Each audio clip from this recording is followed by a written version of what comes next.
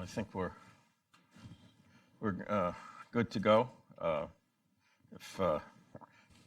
If you miss lunch, the last train leaving the station is still out there, so feel free to go get it. But in the interim, I'd like to start off as going to try and both moderate and participate, if that's allowable in this context in our discussion of, or continuing discussion of federal IT. There's our colleague Arthur Herman from the Hudson Institute, and also Fred Schneider, and I know he will say mercifully unrelated to the moderator, from a professor of computer science at Cornell University, and has been an active participant in various study groups in DoD and National Academy of Sciences and so forth, so is very knowledgeable about the subjects that we're going to be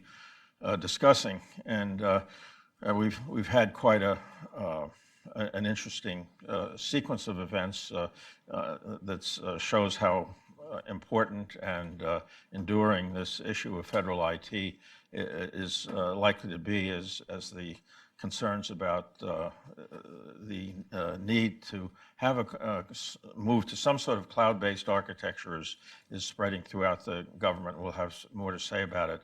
But in the past couple of weeks, the intelligence community has published its intent to create a substantial initiative relating to evolving how it uses the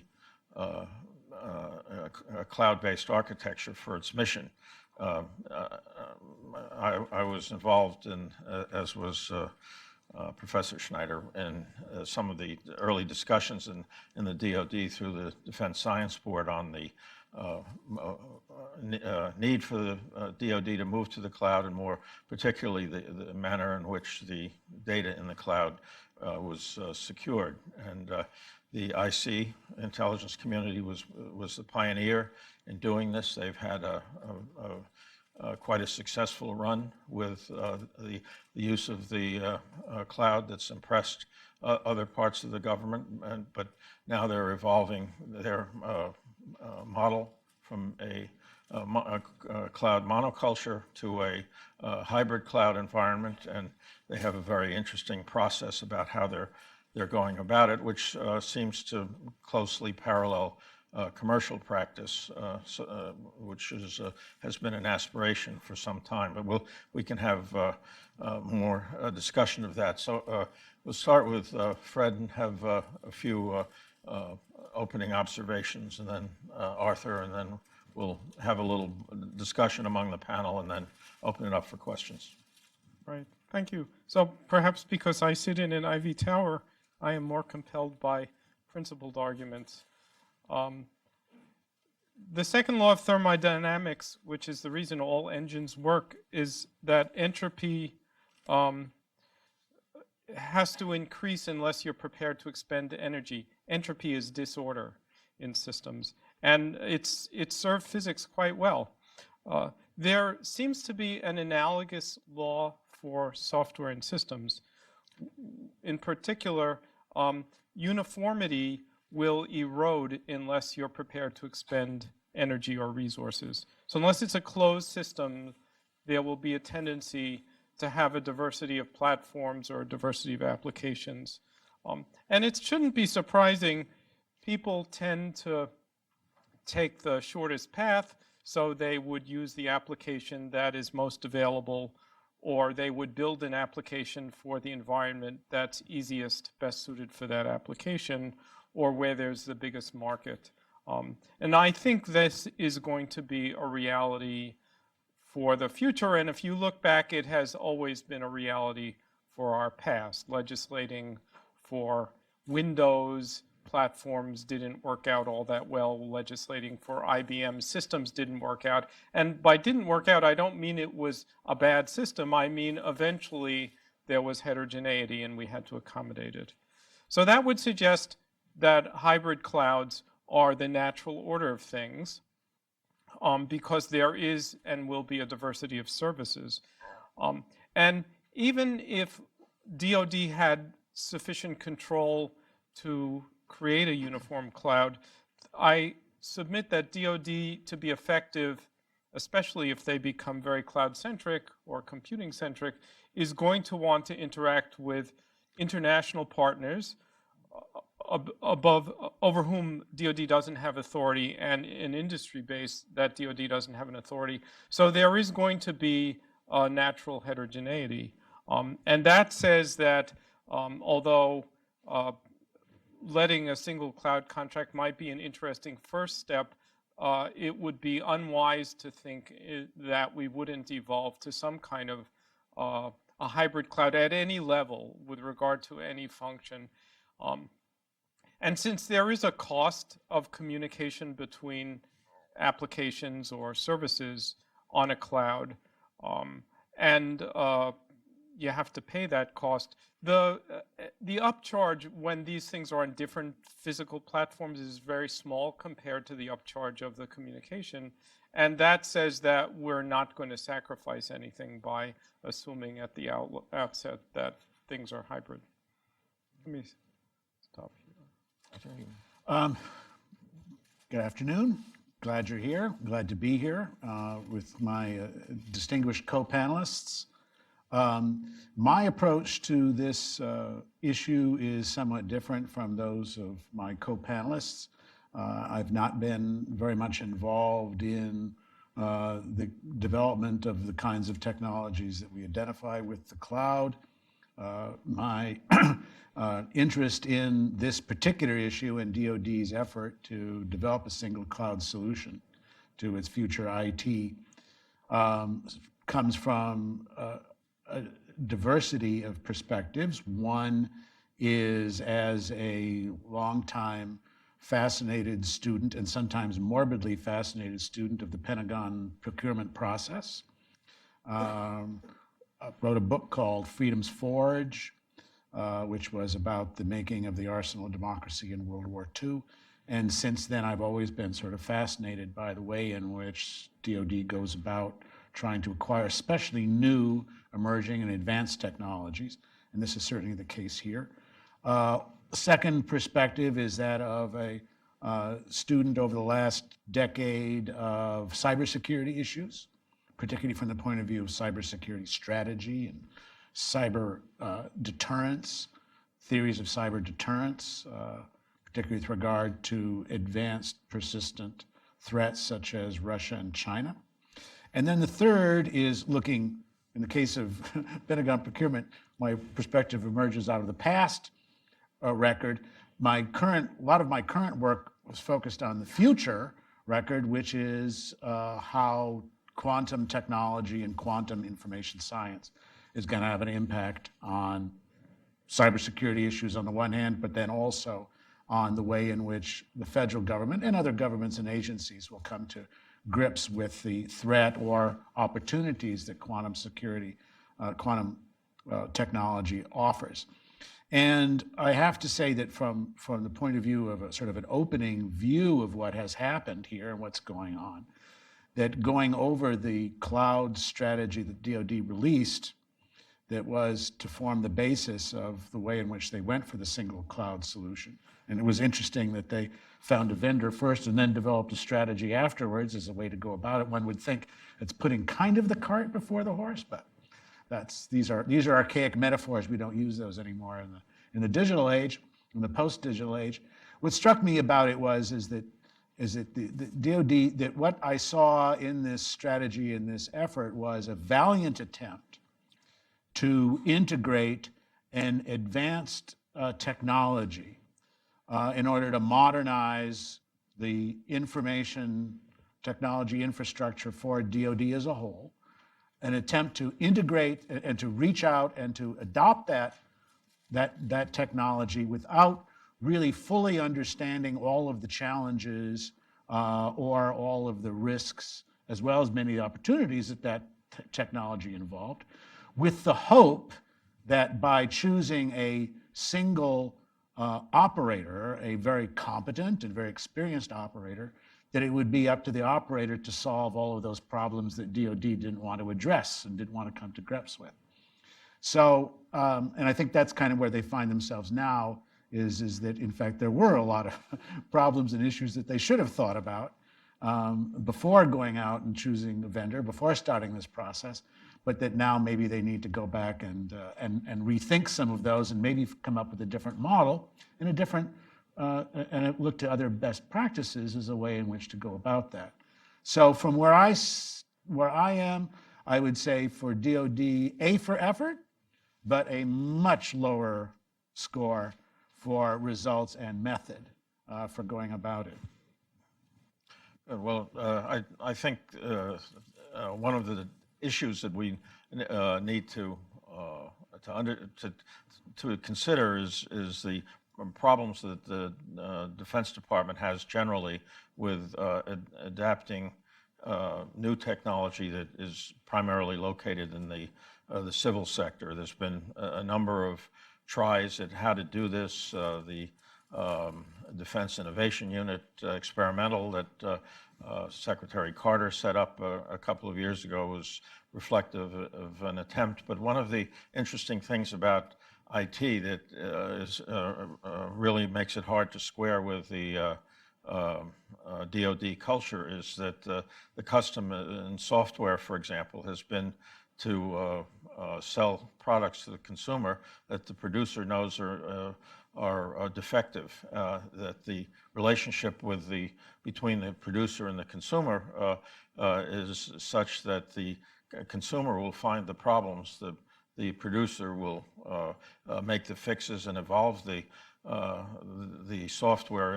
in ways it really becomes useful to the users.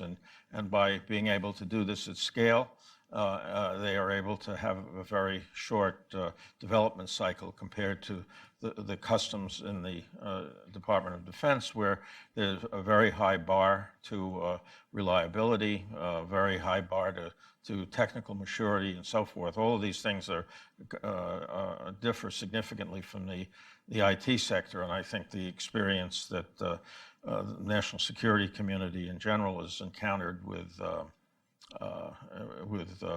acquiring cloud services reflects that kind of difficulty. But I think the way the intelligence community is proceeded has some interesting features that are worth studying. That is that they have gone from a monoculture to a recognition that a hybrid architecture is necessary. I think DoD has a similar view in the sense that there are already 500 cloud service providers providing such services to the DoD. What's missing is the integration of it, which is the aspiration that DoD has not yet been able to resolve. But also the movement to a large number of cloud service providers has other security issues relating to the attack surfaces. And Fred, maybe you might have some things to add on that point.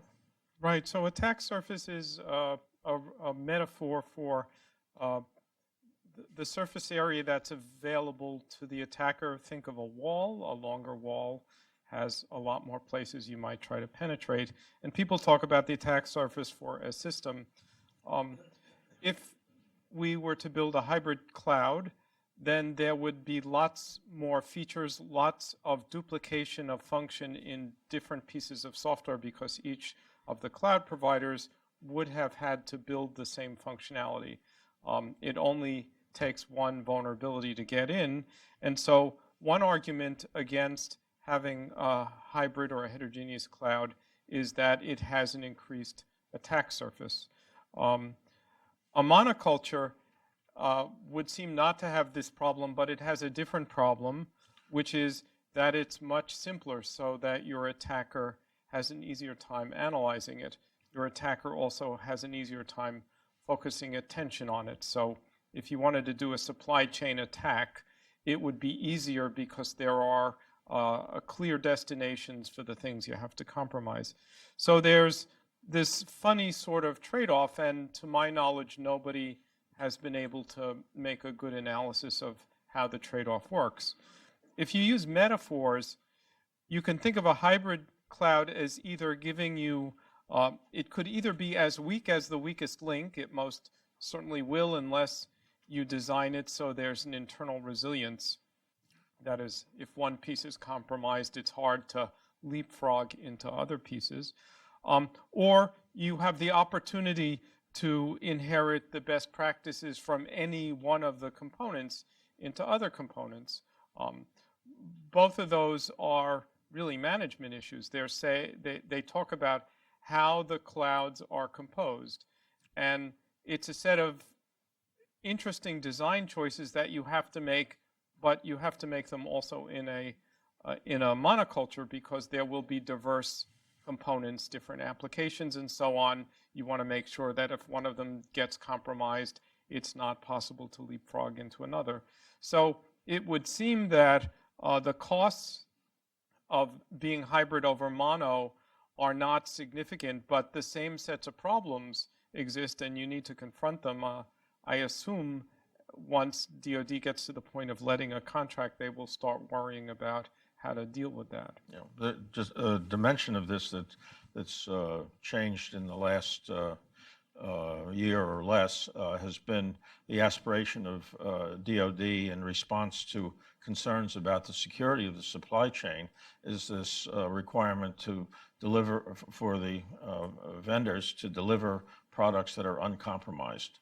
There's a good study that was done by MITRE. It's an unclassified study that describes this this deliver uncompromised, but it adds a new level of burden to vendors, and we've seen the consequences already of a very limited imposition of cybersecurity discipline, where the prime contractors are now required to cascade to their subcontractors an affirmation by the subcontractor that they have complied with the cybersecurity regulations that DoD have promulgated.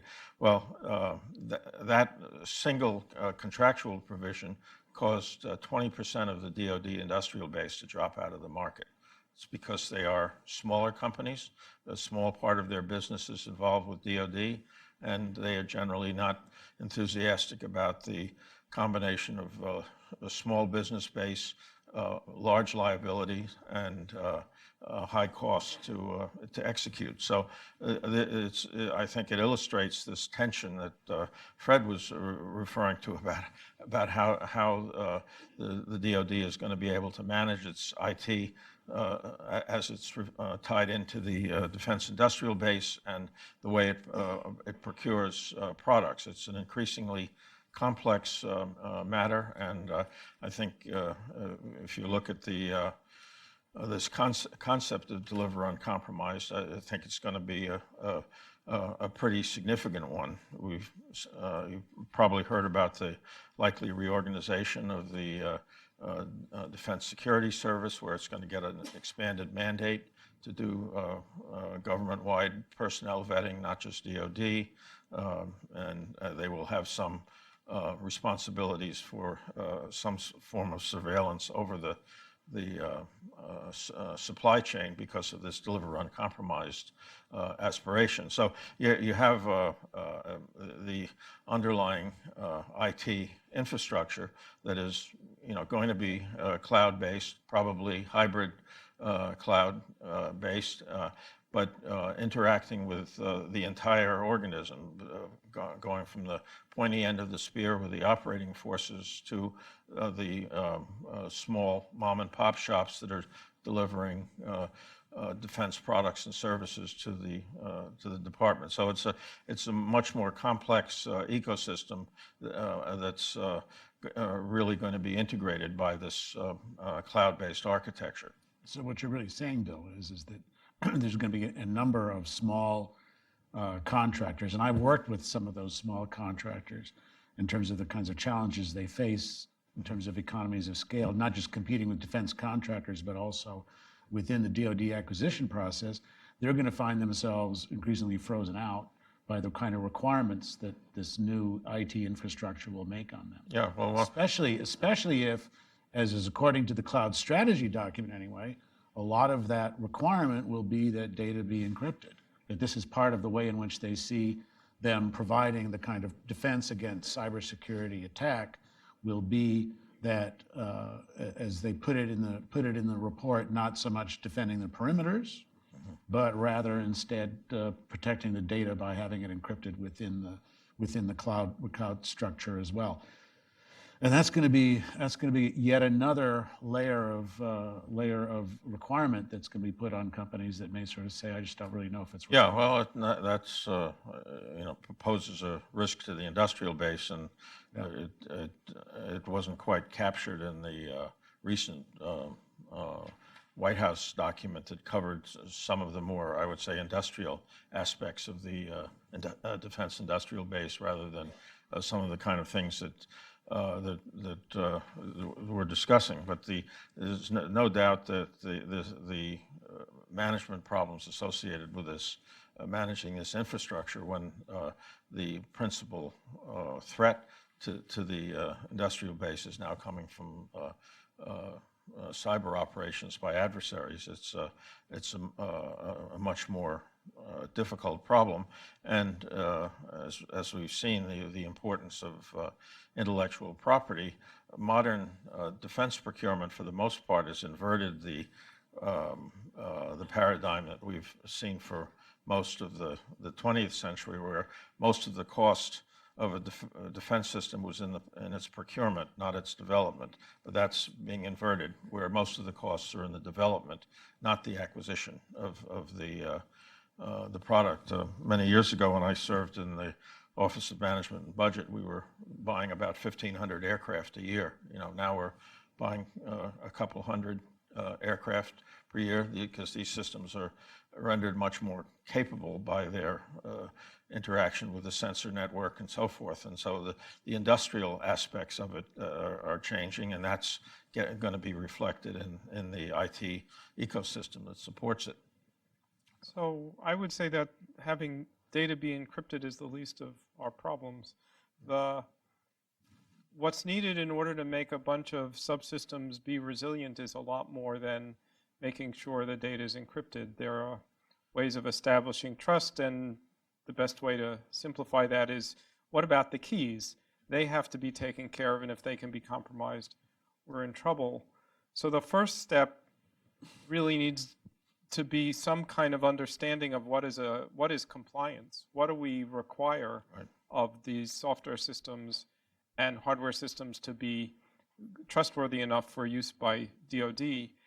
We have a really bad track record in the industry and in government of defining compliance for IT systems, dating back to the Orange Book, which was our first exercise in that. And there are two risks. One is you require people to do things that don't actually solve the real problem, and that may have the effect of causing players to remove themselves from the marketplace. The other issue is compliance could be a prescription that impedes innovation and progress. And certainly when we're at the beginning of the life cycle of a technology, like we are for clouds, you don't want to be impeding progress. And security in a cloud is particularly problematic, and so there's likely to be a fair bit of innovation there in the next 5 to 10 years. So DoD has this challenge that they need to get onto a cloud soon, and what's out there is probably not trustworthy enough for all the needs. And they also need to figure out what is the prescription so that any cloud provider can contribute. And that's not the challenge of what the cloud provider has to do. That's the challenge of let's define the height of the bar, so to speak. And you're saying DoD's not done such a great job. DoD hasn't done a good job of this, but let's be clear, nobody has. It's a really hard problem. It's not because DoD is incompetent, it's because it's a technically difficult challenge. The compliance issue is really an important one, and I think is one of the things that DoD was trying to is trying to get at with its movement into a disciplined, defense-wide cloud environment is the issue of compliance. There was an interesting vignette in one of the defense trade journals this week where they were reporting on an exercise that was taking place between artillery units of the U.S.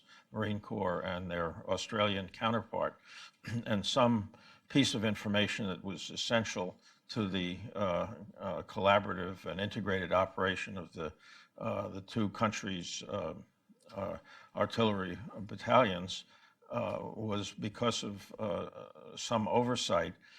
They were not the U.S. Marines were not allowed to share the data with their Australian counterpart.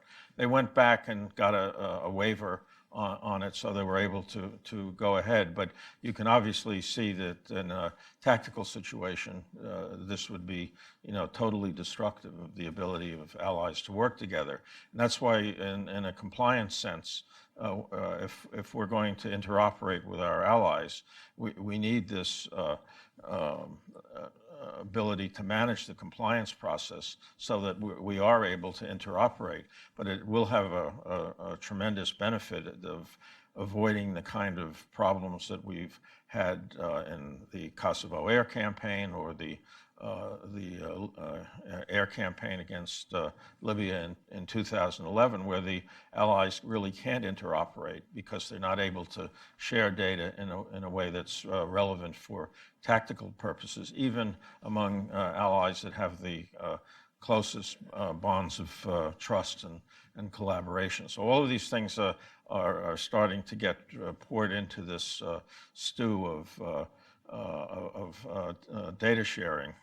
I'm reminded of a phrase attributed to Eisenhower that I think may fit well into this situation. Is the way to solve a hard problem, he said, was to make it bigger, where you put the hard problem embedding in a much larger context, in which case the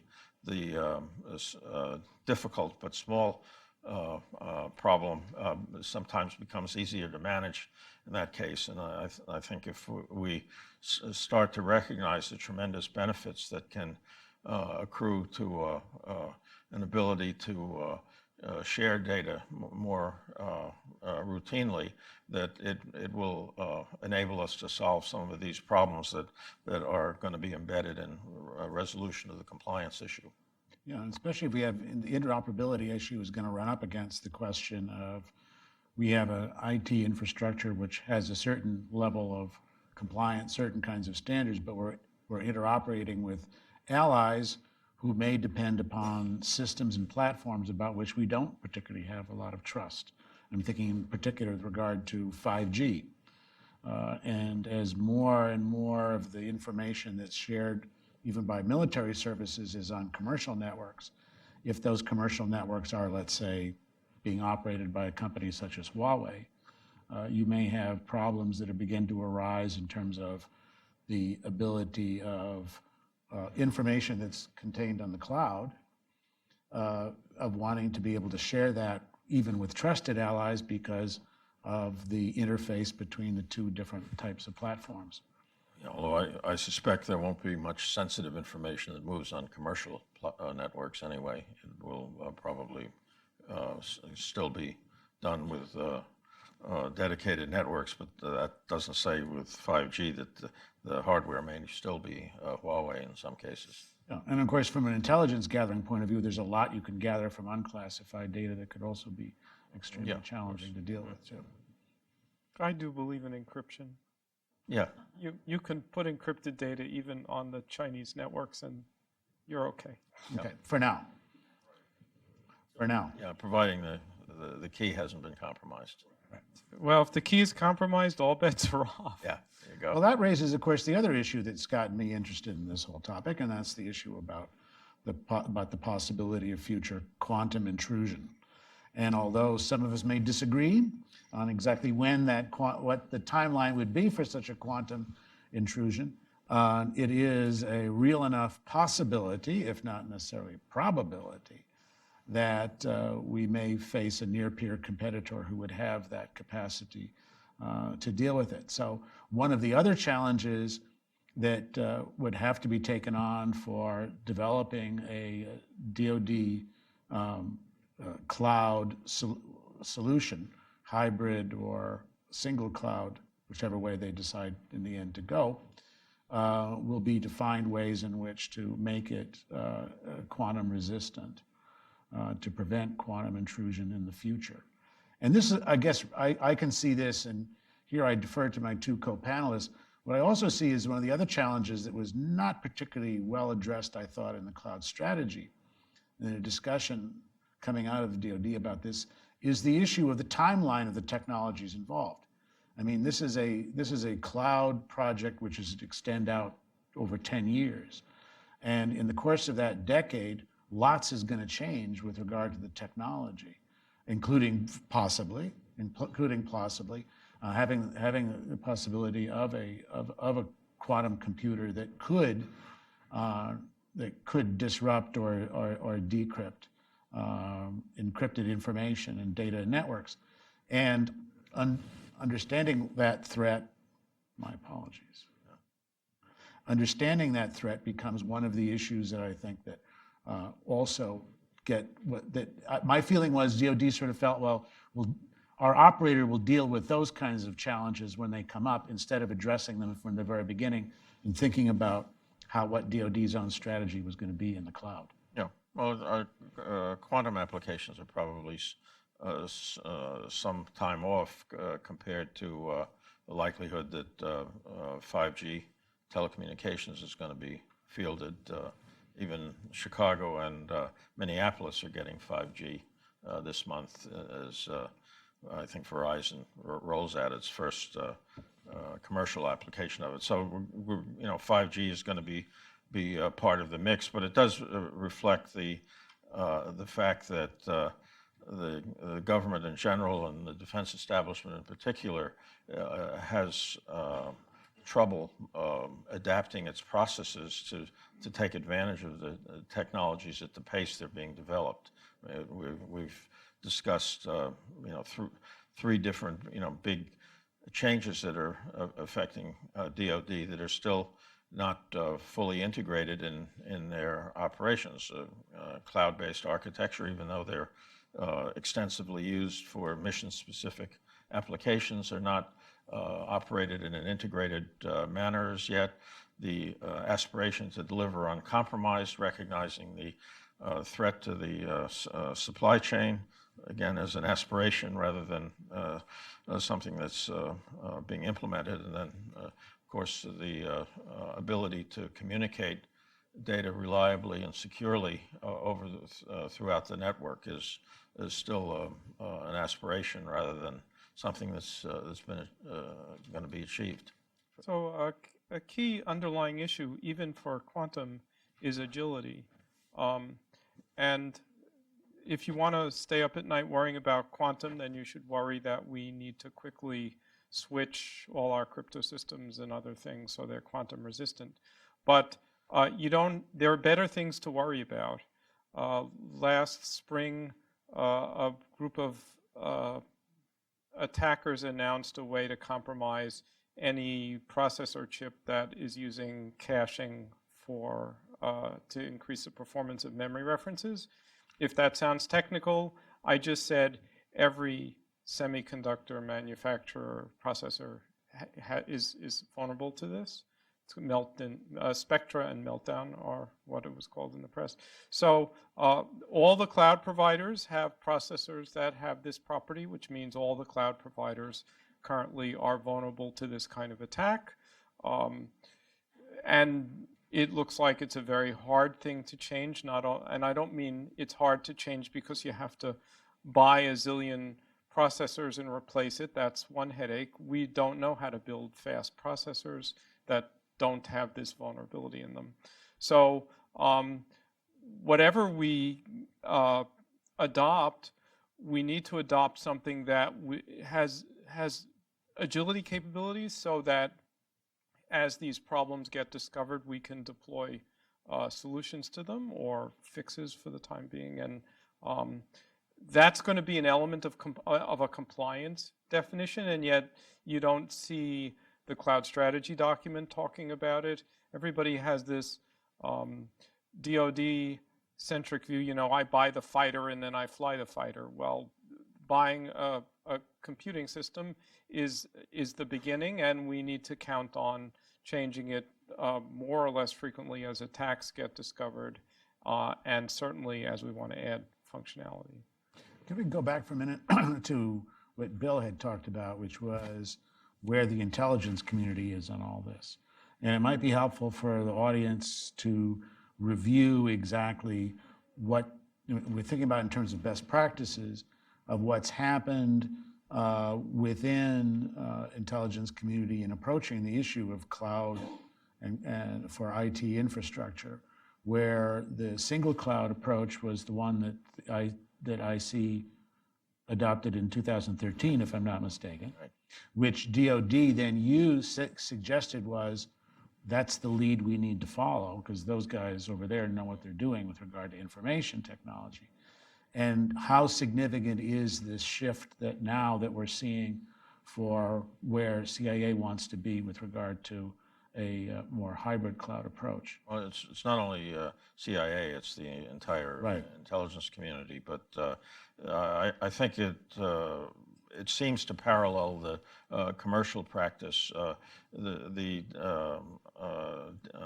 intelligence community solicitation talks about a sequence of surveys that would be taken of the industry that would elicit the technical approaches that they would undertake to meet intelligence community needs. And this would be extended over a period of more than a year, which would then inform the process of running the solicitation. But the solicitation, at least as far as the documents that were distributed to the industry a week or two ago, show that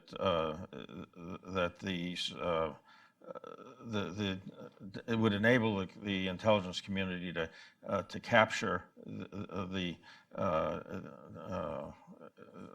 pace and anticipated change of technology, but also to recognize where certain providers would be able to offer better services for specific mission applications as a dimension of how they would go to a multi-cloud environment, which seems to parallel commercial practices where at least medium and large size companies use between 5 and a dozen different cloud service providers, reflecting the specialization of labor that responds to Fred's observations about this second law of thermodynamics, which is not something that comes to mind immediately in a discussion about IT architecture. See how we're doing. So I think you can ask how things are going to play out, and there's the predicting the future, but for all possible futures, DoD is going to let a contract. It may be the first contract of many, or maybe it's the last contract if they do what they said they were going to do. And you might ask, what's the right way to proceed? Well, we already established one thing is to come up with a notion of compliance and presumably educate a workforce so that they can build compliant applications and make sure there's a market so that these things exist. Presumably whoever gets this contract is going to be told about threat information, because if DoD understands the threat really well and doesn't tell its partner, then the chances are reduced that the partner will be able to defend against attacks. And it's going to be tempting to treat the partner as being privileged, but if you believe that the entire nation will benefit if all cloud providers are more trustworthy, because after all, even things that DoD doesn't do are important for our survival. And if you believe that DoD actually benefits if its non-contractors are more trustworthy because the industrial base benefits, and because there's now a bigger set of choices if DoD ever wants to consider adding other clouds, then it's in DoD's interest not to treat this first contractor as special, and to share detailed threat information with as many cloud providers as are interested, because they will use this and they will secure their clouds in turn. In fact, they may even do it in a way that innovates, and so we've had a broader space of defensive innovation. Of course, a cloud provider is only going to respond with investments to deal with this threat information if they believe they have some incentive. And the incentive is either business from DoD. Well, that's back to the idea of maybe we should think of having the first of many contracts, or incentives because the customers of the contractors to DoD this deliver uncompromised service, and that's back to the compliance document. So I think it's important for whatever happens for DoD not to think in terms of being parsimonious with the threat information, that the whole ecosystem will benefit if DoD at least thinks in terms of creating a very healthy cloud landscape, and it will give DoD a lot of flexibility. So what you're suggesting, Fred, correct me if I'm wrong, is that if done right, DoD could use this as an opportunity to raise the standard of cloud security for all operators, not just for the ones that it will be working with. That would could actually have an effect all the way through the system. Right, that would be my hope.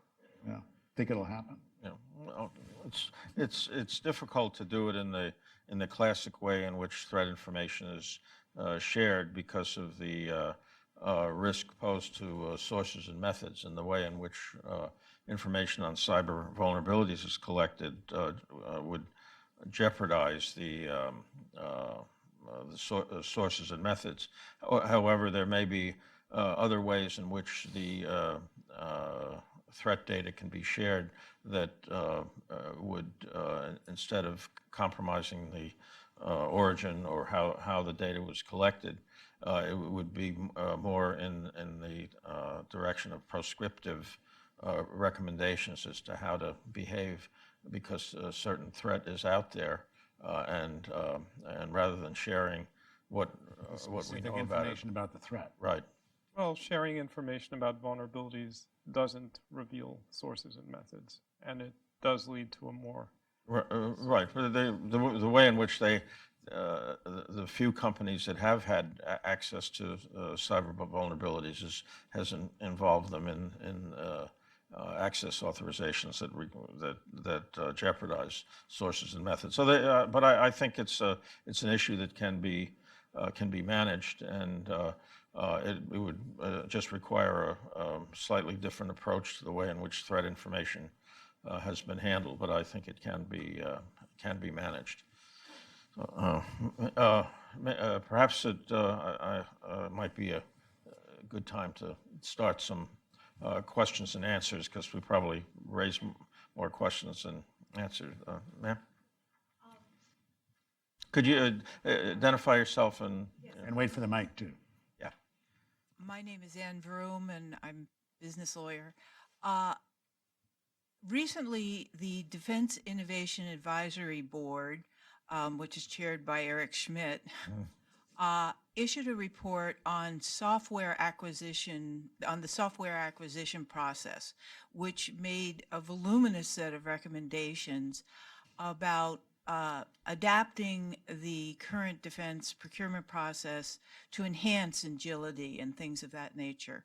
So I was wondering if you all saw that as being an effort that might contribute towards more effectively implementing the cloud strategy. Yeah, I went through the document when it was published, and there are a lot of good ideas. Having participated extensively in the government advisory process, it also has some properties that are a little different than if you're corporation and you get advice from McKinsey, the board is breathing down your neck to either accept or reject the advice from a consultant firm or advisory body. In defense or in the government in general, the life cycle of advice is much more protracted.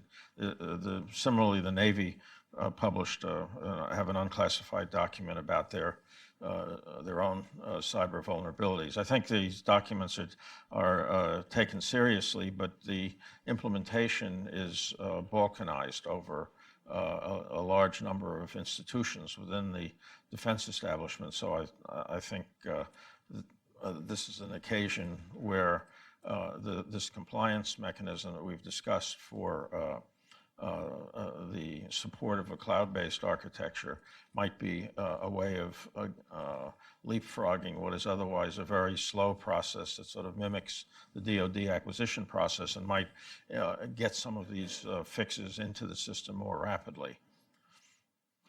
I did an article for Wall Street Journal about 5 years ago, maybe more, on that which posited the thesis that the way in which to start reforming the Pentagon procurement process as a whole was in software acquisition and procurement, and that there was the perfect example in which you could try and get the Pentagon mentality to shift towards the way in which this was a constantly evolving. This is a point Bill was raising earlier. Nothing comes out perfectly off of in terms of software. You have the alpha and beta phases that go with it, and that this would be a way in which not only to facilitate the most important and growing area in terms of defense technology and innovation, but also ways in which you could compel the procurement process to move out of the old Hadley tank approach to these kinds of things to adjust to modern high tech. What I am thinking more and more, however, and I think that this cloud issue, in my mind, fits into precisely the kind of Eisenhower solution that you want, and that is to take this problem and fit it into a bigger problem, which is how do you get Pentagon and national security agencies as a whole to adapt more quickly to the characteristics of advanced technologies. And that's one of the projects that I'm getting underway here at Hudson to work on. And the software procurement issues and the reasons why it is aspirational as opposed to a goal, I think goes to what we need to do in order to bring about the meeting between the need for reforms and being able to implement reforms that address the problem underlying it. So far, it's unblemished by success, however, because the problem, the reason why it doesn't work is because of the interaction of software upgrades, which are possible on an incremental basis, more or less continuously. It doesn't work with the operational test and evaluation community, which needs to test the performance of the system. If you have a small change in software and then have to have a $200 million series of flight tests to make sure that doesn't do any harm, it doesn't work, which is why you have these several-year gaps between block fixes in, say, F-35, where they classic example. Put them all together. So, and DoD is probably going to have to face reality on this issue when they go to autonomous systems, because the autonomous systems can react in an infinite number of ways, and by definition, you can't test an object in an infinite number of ways to assure that it met the requirements. So there's going to have to be some adaptation to the reality of software, but I agree it's a good place to start if we can. I think he was. Yes, my name's Ed Timberlake. I'm the managing editor of defense.info, but I did my graduate work at Cornell and convinced me I'm not the smartest guy in the room. However, I was hired by Mike Wynn, which really proved I wasn't the smartest guy in the room. And there's a piece of research that Mike just did about a year and a half ago to the old crows, in which he posed the question, data at rest, data in motion. Data at rest being an analog solution, data in motion being a digital solution. And if you get that concept, you may solve an awful lot of your problems by reducing complexities of moving information and leaving it at rest untouched. I thought he had some promise there. The second one was recently, well, a year ago, wrote a paper called Bitcoin Mining in Time of War, not as a value, but as mathematical progression. In doing that and seeing it's been around 10 years, I sat down with the guy who owns 10% of Bitcoins in the world twice. I think he lost $3 billion and gained $3 billion in between that time. And he convinced me it was pretty solid stuff. Is there a utility function of blockchain introducing access and information in and out of a cloud? So far, that half of it has been proven to be almost hack-proof until somebody comes up with a solution. A Cornell professor, by the way, actually told the world the way you destroy Bitcoins is you steal the bank or the wallet as opposed to cracking the currency. Those are two questions. I'm sure Fred has something to say about it also, but there is a serious effort being made to look at the application of blockchain to the logistics system, and it seems as if there will be some good opportunities there, but it also may be the case that nothing's unhackable. And you also have to consider the very real vulnerability of communications links, over which the information travels when it's in motion. And there are other vulnerabilities when it's at rest, but still, I think certainly the application of blockchain looks promising for the logistics system. Fred, you have? Yeah, I want to comment on first on the data at rest versus data in motion. There seems to be great benefit from sharing data as a way of allowing separate systems to cooperate in solving a problem. The Navy is embarked on a new, I'm not sure what the right noun is, but they're thinking about it. Divide the battle space up across a bunch of ships. You can think of a naive division which says every ship is worried about the area around the ship, and you can think of a more sophisticated solution where certain ships specialize in certain functions and cooperate with each other. One shoots, one sensor. Okay, so that only works if you can deal with data in motion. And that seems to be a way to get much cheaper solutions to many of our problems. Therefore, I think we don't have the luxury of building systems that only have data at rest. As far as Bitcoins and blockchains, actually there is a Cornell professor, my colleague, who did break Bitcoin not by stealing a wallet, but by showing how you could incentivize a number of coin miners to take over the majority. But more generally, blockchains are today's implementation of an age-old technology which you can think of as a ledger that you update in ink. And we have been building systems that way forever, even from the paper days. And so there's nothing radically new there. Using it as a currency is radically new, but that's something that's spun off on its own separate thread. DoD's use and most enterprises' use is to just use it as a ledger, as a way of recording facts, sequences of events. In 2000, there was this big fuss about rewriting our software to deal with the year 2000 problem. There was a concern that much software wouldn't work well after New Year's Eve. And it turned out we must have done a great job because nothing failed. And if you can imagine all the rewriting that was done, that, on the other hand, the way to look at it is all that stuff needed to be rewritten anyway. And it was a good excuse to rewrite it. And I think we can look at blockchain as the same thing.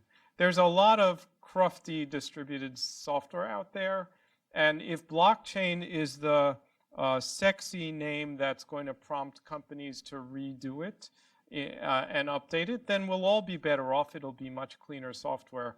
But they're likely not taking advantage of the esoteric, novel aspects of blockchains. And still quantum vulnerable.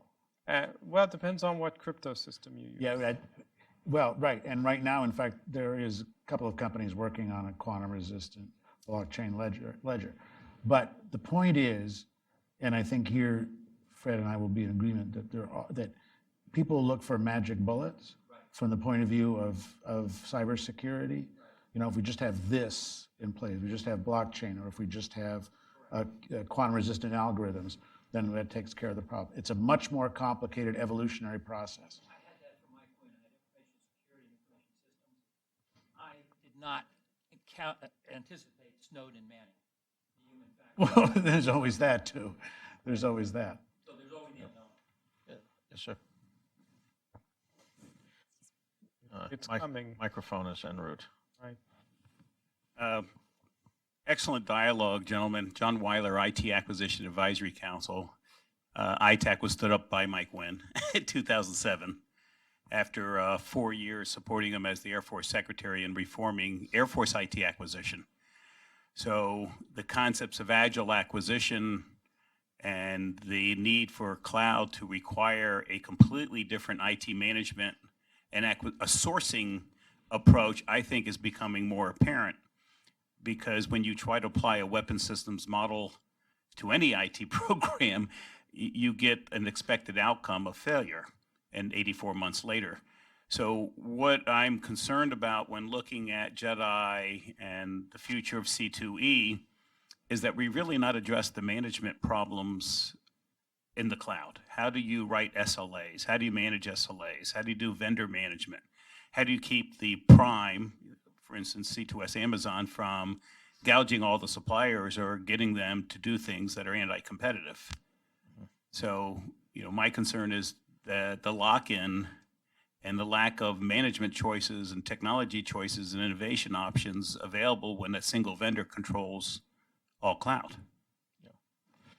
Well, I think the aspiration is less to have a single vendor for all applications. I think is reflected in the DoD strategy document, but a way to bring all of the cloud service providers together in a way that the organism is effectively operating through a cloud-based architecture rather than 500 clouds, as is currently the case. And I think our discussion on the compliance issue illustrated how formidable the task is of trying to get that before you even get to the vendor base. The notion of trying to transfer the concept of a prime contractor from a hardware environment that basically takes lifetime responsibility for the maintenance of the asset, the way in which the cloud will have to be attended to is almost certainly going to require some acquisition innovation, because they can't do it the way we've historically done it. And the nature of the IT industry is that it's a global industry. It uses technologies from everywhere, and that the history of consolidation in the industry suggests that this is likely to be a continuing process. And so the odds that you'll have one contractor sort of in perpetuity is probably unlikely. And so some means need to be had for managing the access to the intellectual property of contractors that come in and go out of the defense market. It's a more complicated problem than I can probably describe, but you can see the complexities out there when you're trying to adapt new technology to an old acquisition system. I wonder if there are analogies of other functions within DoD where there's a single capability that's shared quite broadly through the service, and it's managed by a small group within the Pentagon, and I can think of none. Okay, how successful is that? Just keep, yeah, right. Yeah. Right. So but even DTS, you can travel for the Defense Department and not use DTS. But this would be the only game in town. But one could look to other functions to learn lessons before making it as large as it. Yeah, well, there have been attempts when the the DoD in the 70s and 80s, when we were starting to buy the F-16, the DoD wanted to have multiple sources of engine suppliers, so they compelled the winner to donate his IP to the loser, so that they would be able to both manufacture the same engine. I know it's hard to believe, but somehow not all of the process information got from one contractor to the other. And so it proved to be an unsuccessful approach, but it does underlie or underscore the difficulties with managing IP in a government atmosphere, and that's an issue that's going to have to be tackled if we're going to have an enduring private sector managed architecture for IT. Yes, ma'am. Hello, good afternoon. Excuse my voice, I just have a bad throat. My name is Kamal Abdi. I'm a White House correspondent and a foreign journalist from Pakistan. Last week, I was at Guantanamo to cover 9/11 military commissions for 34th pre-trial hearing, which is a forever trial.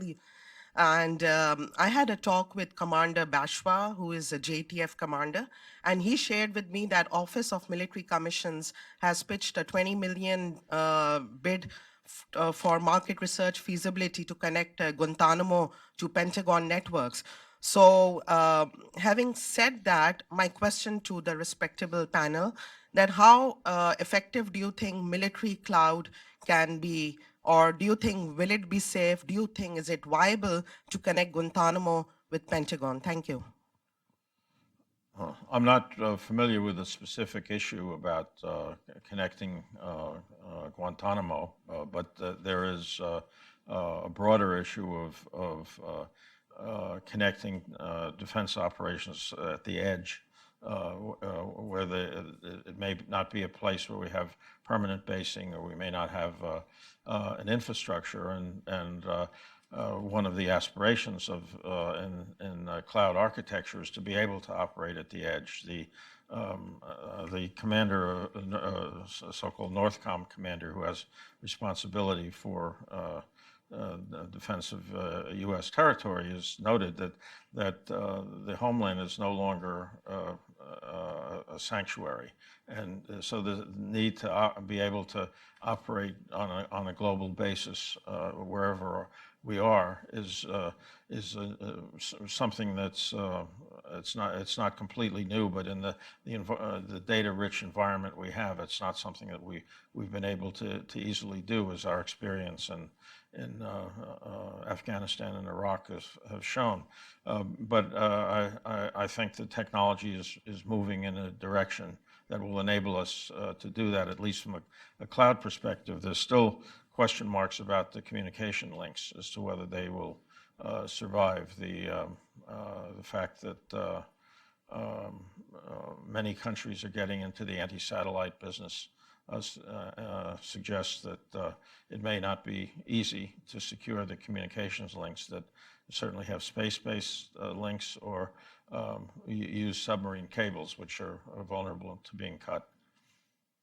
Yeah. Yes, sir.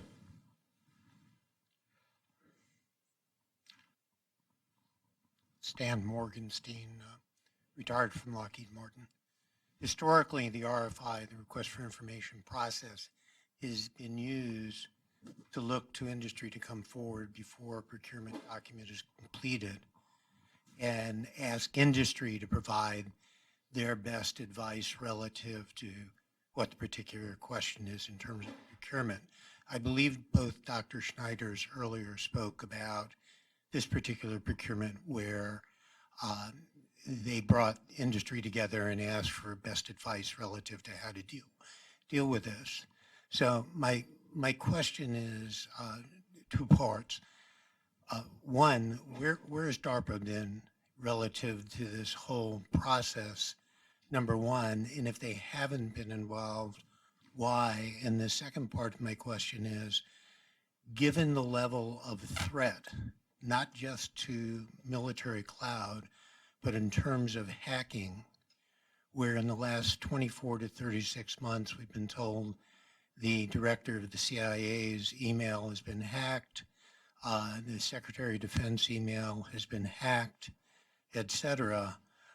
My question is, why are we not looking at this as an existential threat to the United States and going about it from the standpoint of putting together our best and brightest, not for a single procurement, but an ongoing basis, such as we've done for the National Renewable Energy Lab, the National Atomic Labs, et cetera, in bringing both industry and the best minds in government together on an ongoing basis, such that this is kind of question is being addressed consistently and with the best minds out there. You left out one player, and that's universities.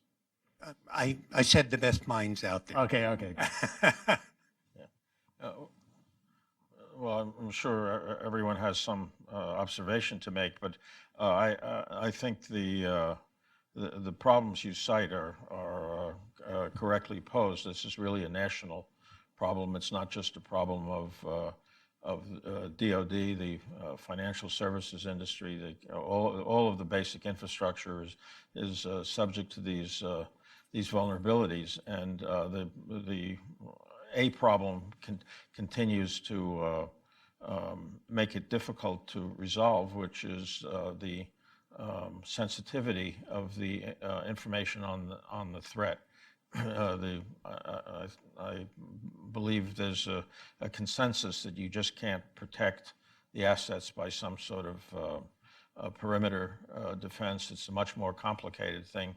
DARPA has done a lot of work on issues relating to cybersecurity, but in general not cloud, because I think that does not fit the DARPA notion of being a DARPA hard problem. There's a couple hundred cloud service providers, and there's not really much they can add that has a techno nerd kind of requirement. But the security element is something that they have been working on, and a lot of the DoD and intelligence community efforts reflect that effort.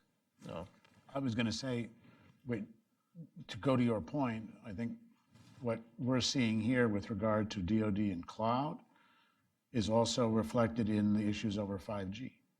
In fact, the panelists were just discussing about this earlier, the degree to which 5G has really proven to be a kind of inflection point, which is, yes, it's easy and understandable to talk about China's role in all this and the possible malign role that Huawei will play in terms of its development. I've written columns on it, for crying out loud.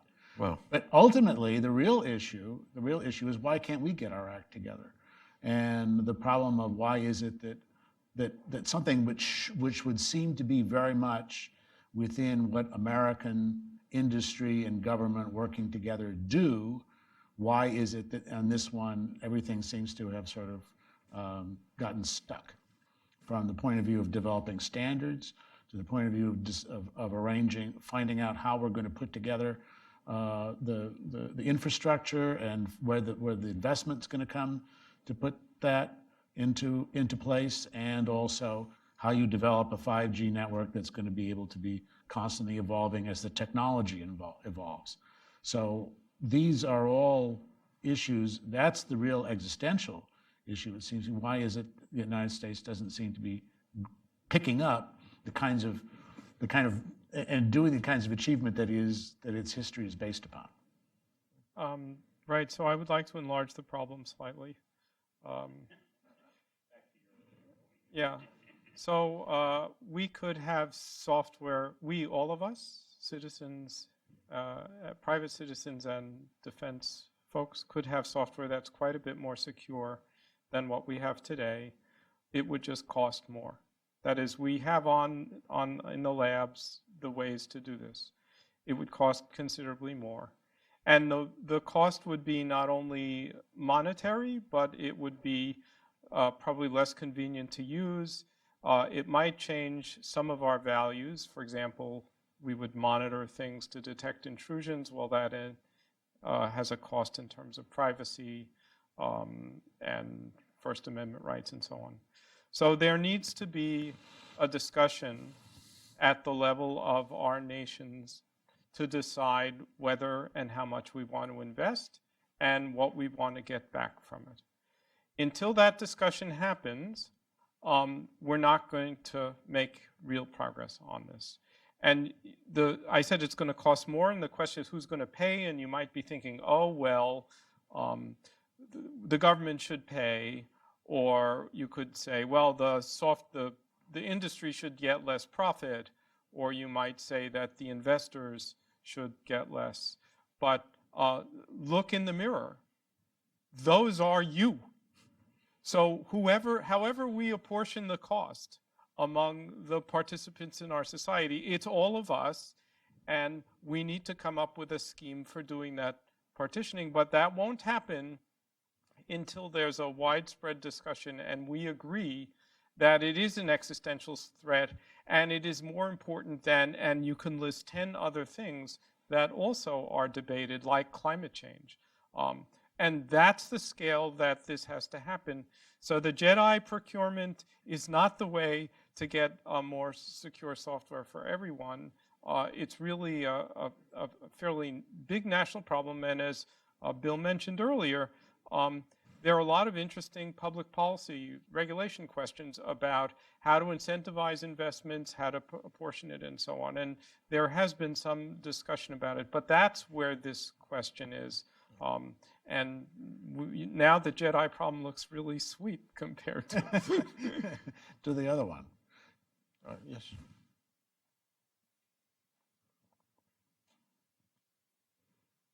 Is there some way to have all the security on the high-end stuff that you need it on? But there are people who, just to get on the computer and trying to remember some of the passwords and use it as at the lower level.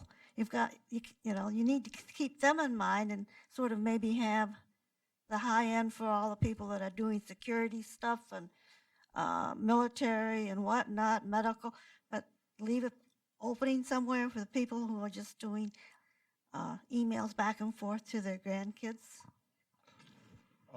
Sure. I mean, it's the costs are divisible in the sense that if you don't want much security, it won't cost you much to have the little security that you desire. But if you run a bank or a hospital or a motor vehicles department, you may want more security, and the people who you serve will also want more security to the data. So those services are going to cost more. You'll end up paying more for them because you use those services. But Fred's in talking about this also. Maybe you have some additional thoughts about how to apportion costs.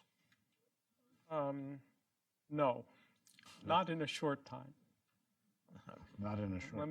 That is to say, I did lecture for an hour last week in San Antonio on this, but it's hard to compress. Yeah. Well, it's the aphorism that you get what you pay for is probably cuts out about 58 minutes of Fred's lecture. Yes.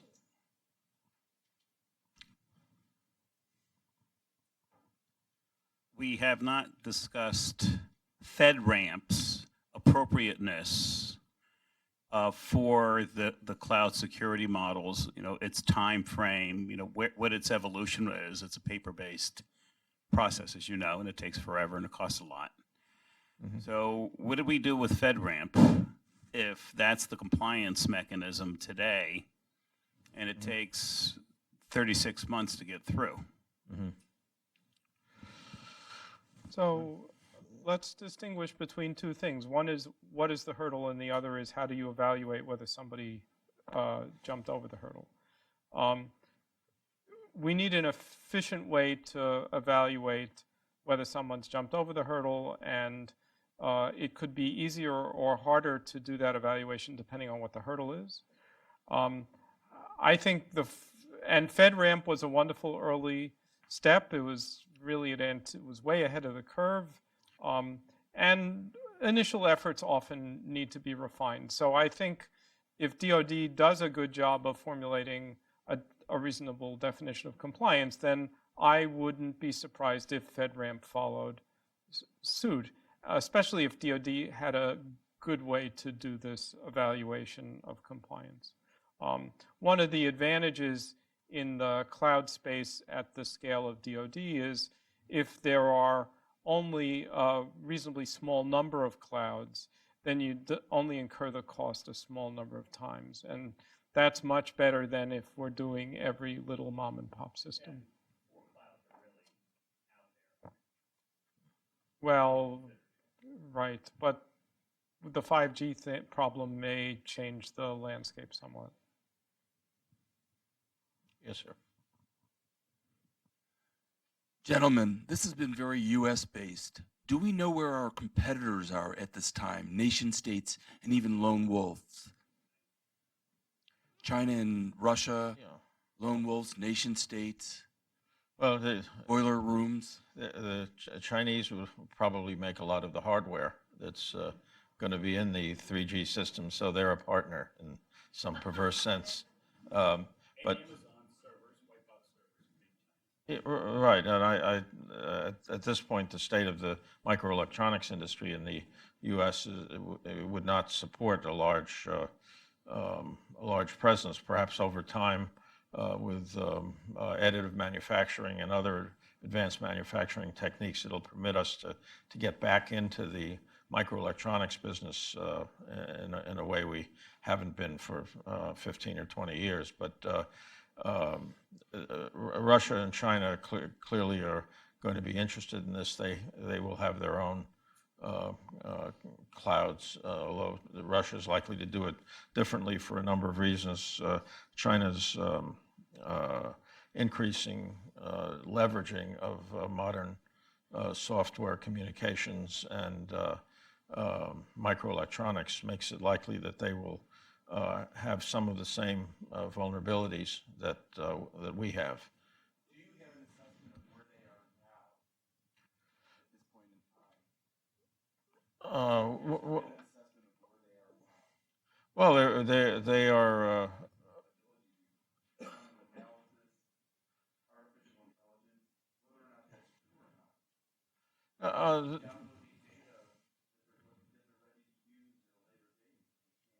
Called data harvest. Yeah, They're certainly engaged in that, as are the Russians. yes, they have good skill sets. A lot of the data they can't exploit because they don't have the infrastructure for it. It's stolen.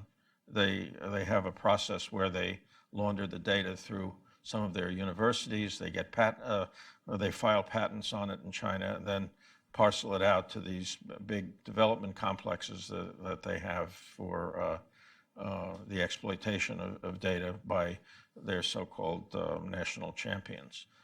So a lot of what you're seeing right now in China in terms of investment in securing data and networks is in quantum communication. That's really where they're pushing hard and where a lot of the investment's taking place, a lot of experimentation, developing, both in terms of, pardon me? Well, it's very difficult to judge.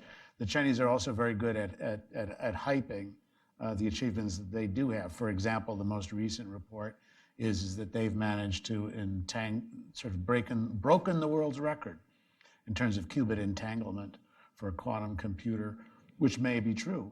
Although the significance of that, I think, is rather, the more you know about quantum computers, the less significant that becomes. But getting to the issue about where they are in terms of they're already thinking sort of past the cloud.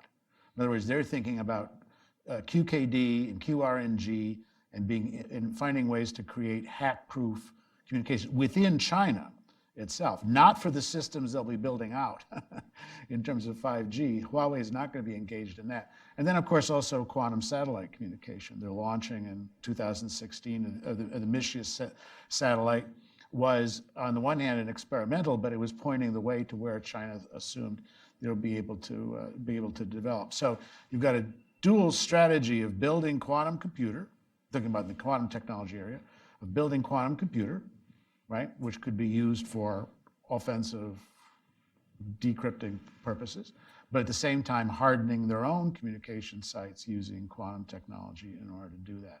And this is a long-time strategy. If you look at the history of patents that China and other countries in the quantum technology arena, if you go back to 2015, for example, what you see is that 2015, the United States still had a very substantial lead in terms of patents in quantum computing.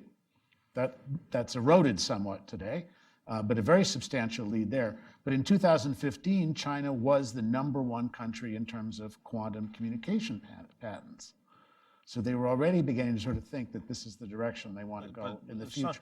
A lot of the patents are based on purloined information that they reprocess and run through their patent system so they can claim national ownership of it. Well, I think that's very true. But what's also true is that there's a strategy underlying all of this, and that is where they see the future for securing data and networks, their own, goes There's solidly in that another direction. complication. Two of the very large cloud providers, Google and Amazon, are multinational companies, right? They're not in the business of providing clouds to the United States. They provide clouds to the world. Everybody. In fact, Google, which is reasonably secure, is as secure as it is because it found itself hosting dissidents and felt obliged to protect them from their countries. So it was the playpen for countries to try to identify dissidents and track them down. One of the problems with the Snowden revelations was it made our multinational companies like Google and Amazon suspect in the rest of the world as being instruments of the intelligence apparatus in the United States. So it's not like there are national cloud businesses in the US. There may be national cloud businesses elsewhere. There certainly is one in China. China has replicated Google and and Amazon separately, and China has fenced off their internet and so on. Russia talks about fencing off their internet, and our recent antics with regard to disabling their attackers during Election Day sent a strong message to them that they should have the capability to disconnect themselves from us. But we really have been in the lead, and it would take quite a bit of development for them to follow us. Yet we're our own worst enemy insofar as we have businesses that would like to be providing the clouds to as many other countries as they can. Probably they won't get the contract in Russia. They haven't gotten it in China. And India is the other place where there's a strong sense of nationalism and a strong desire to develop their own technology so they're not dependent on us. One data point, I never passed up a chance to insult China. When I was director of technology, I was also the DoD liaison to the National Counterintelligence Executive Committee. And I ran an experiment. And what I did is I picked directed energy, not quantum computing. And I asked our open source center to give me the best 10 Chinese papers on that particular domain, directed energy. And then I gave it to our leading directed energy scientists, lasers. And I asked them to rate it for referee journals. And they culled through the 10 and said maybe 3 may make it. But the #1 problem they saw was plagiarism. It was huge. And what they saw was people with degrees that had nothing to do with the exact science they were writing put their name at the top. And they tend to stifle backward in their society an awful lot with the plagiarism issue. The second thing I found out is when they stole, for example, the F-35 out of an alliance system, it was the equivalent of a student stealing maybe the midterm of Algebra 2, but the conclusion is they have to pass Algebra 3. And that really inhibited them because they didn't know the problems getting to that solution set to build off of. So they're not 10 feet tall here, but they, as the doctor said, they will steal everything they can get their hands on, including at Wright Pat, I looked at their acquisition process. And it was. They put it out, they talk about it, then they go dark for a while, they may test it, and then they have a problem. They may say, go steal the answer, and then continue on. So the way in which they develop it is not quite the same way we do in the Defense Department. That's my experience. Should we wrap it up? Yes, I think we're at the end of our session. I appreciate the absence of bricks and tomatoes. Thank you.